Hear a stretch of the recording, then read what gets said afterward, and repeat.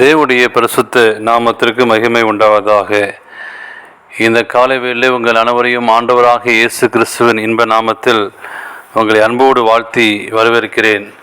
விண்துளிகள் வாயிலாக இந்த நாளில் சந்திப்பதிலே மிகுந்த மகிழ்ச்சி அடைகிறேன். சங்கீதம் 18:11 வாசிக்கிறோம். கரும் புனல்களையும் ஆகாயத்து கார்மேகங்களையும் தம்மை சூழக்கூட இராங்கினார். தேவனுடைய மகிமையின் சிங்காசனம் கார்மேகங்கள் சூழ இருளை தமக்கு மறைவிடமாய் வைத்திருந்தார். தேவன் இருக்கும் ஸ்தலம் கார்மேகங்கள் சூழ அந்தகரமாய் இருக்கிறது என்றால் ஆச்சரியமானவா? இன்று ஏன் நம்முடைய தேவன் காரிருளை நம்முடைய மறைவிடமாய் வைத்துள்ளார் என்பதை பார்ப்போம். நாம் இருளில் செல்லும்போது அதிகமாக நாம் பயப்படுவோம். பகலில் வெளிச்சத்தில் பயமில்லை, நமக்கு நன்றாக தெரிகின்றது.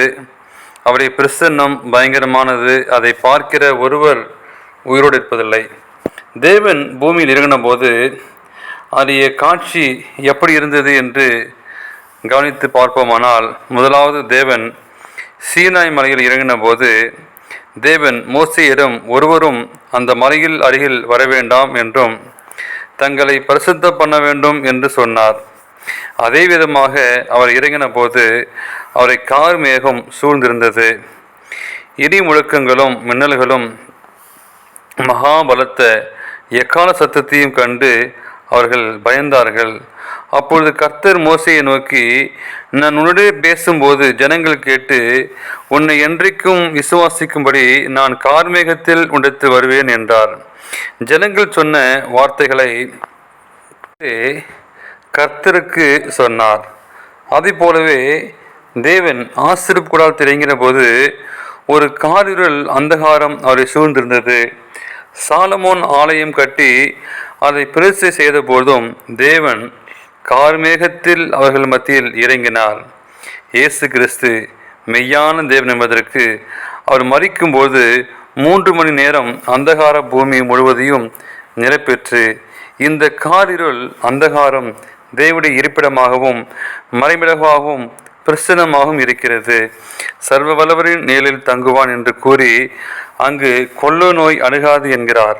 கர்த்தருடைய நிழல் நம்மேல் படும்போது நாம் பாதுகாக்கப்படுகிறோம்.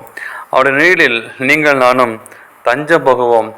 அப்படியேப்பட்ட மெய்யான தேவன் உங்களுடைய வாழ்க்கையிலே அவரை பெற்று ஆசீர்வாதத்தை நாம் பெற்றுக்கொள்வோம். தேவன் காரில் வாசம் பண்ணக்கூடிய தேவனை இந்த நாளிலே நீங்கள் அவரை பெற்றுக்கொண்டு அவரோடு சேர்ந்து வாழ தீர்மானம் செய்யுங்கள். தேவன் தாமே உங்களை ஆசீர்வதிப்பாராக. ஆமேன்.